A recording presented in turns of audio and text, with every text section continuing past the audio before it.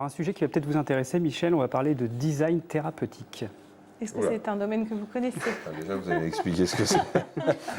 C'est de mettre des belles couleurs dans les chambres, dans la clinique. C'est beaucoup plus que ça, vous allez voir. En fait, le design, on connaît le design dans nos intérieurs, effectivement, avec les luminaires, le mobilier, etc.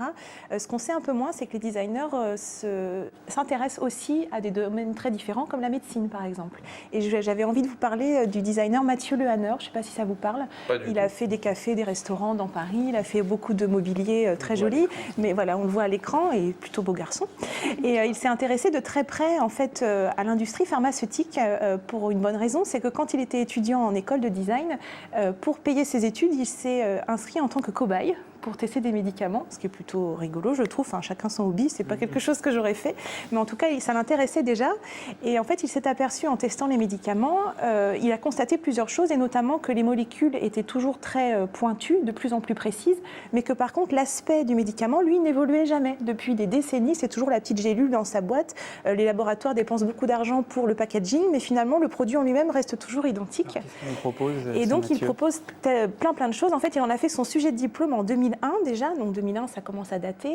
Juste pour la petite histoire, il a créé donc une série d'objets thérapeutiques, c'est comme ça qu'il a baptisé cette ligne d'objets, et ces objets ont fait leur entrée dans la collection permanente du MoMA à New York, donc c'est quand même assez étonnant. Voilà.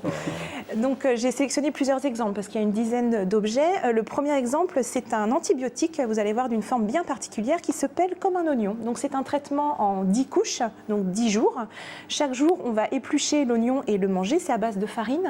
Et donc voilà, et on va finir par la gélule centrale au 10e jour, qui est la gélule de la guérison. Donc voilà, c'est la durée du traitement. Et je trouve ça plutôt intéressant. C'est pas mal pour l'observance, ce qu'on appelle l'observance en médecine, c'est-à-dire le fait que les patients s'arrêtent au bout de 3 jours d'antibiotiques alors qu'il faut... C'est ce que j'ai oublié de préciser tout à l'heure. Oui, c'est pour ça que je me permets de vous rappeler, parce que vous l'aviez oublié. Non, mais c'est qu'effectivement, c'était aussi son constat au départ, c'est que l'observance n'étant pas respectée par les patients, il fallait trouver une autre dimension que vraiment les options scientifiques. Il fallait dépasser un petit peu ça pour aller vers le côté plus émotionnel, etc. du patient. Le deuxième exemple que j'avais, c'est un feutre thérapeutique. Donc, il s'agit d'un antalgique. Ce qui est rigolo, c'est qu'en fait, il faut écrire sur la douleur. Moi, ça m'a fait penser à l'instituteur qui me faisait des roses au mercurochrome sur mes genoux quand je tombais, quand j'étais petite. Donc là, en fait, il faut écrire sur la douleur. Il a été arrêté après? L'instituteur ou Mathieu Lehanner? L'instituteur, non, parce que moi j'aimais bien qu'il me fasse des fleurs sur les genoux. On ne veut pas rentrer dans les détails, forcément, mais... Non, c'était en tout bien, tout honneur. Bien sûr. Donc là, c'est un feutre, donc c'est une encre sympathique, donc elle disparaît au bout de quelques minutes, mais c'est assez rigolo, voilà, de demander à l'enfant d'écrire là où il a mal, en fait, et puis après on change la cartouche. C'est l'effet placebo, hein. Aussi, ce qui se passe dans les verrues. Ah oui? Aux enfants qui ont des verrues, on leur demande souvent de dessiner une verrue sur un papier pour qu'elle disparaisse. Ah, je ne connaissais pas cette technique. Ouais, je peux vous apprendre plein de trucs. Ouais, j'aime bien. C'est pour ça que vous êtes là, c'est chouette. Je crois que vous avez encore un objet à nous montrer. J'ai un dernier exemple, toujours de Mathieu Lehanner. Donc là, les objets que je vous ai montrés datent de 2001. Presque un petit peu plus de 10 ans plus tard, il a été recontacté par un service de soins palliatifs d'un hôpital à Paris, dont j'ai oublié le nom, excusez-moi.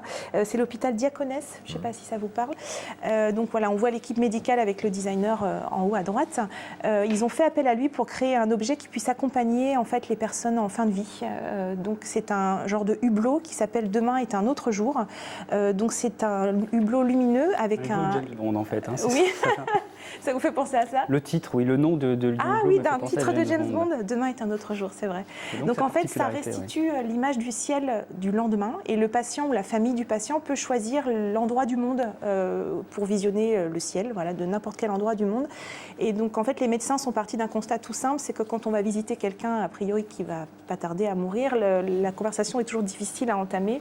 Et souvent, ce qui revient, finalement, c'est la météo. C'est, mais est-ce que vous avez vu le temps qu'il fait, voilà, quel temps il va faire, etc.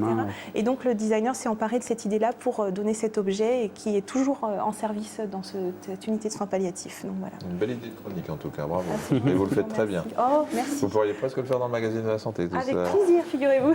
On va sortir les contrats et tout ça. Merci beaucoup, Magali.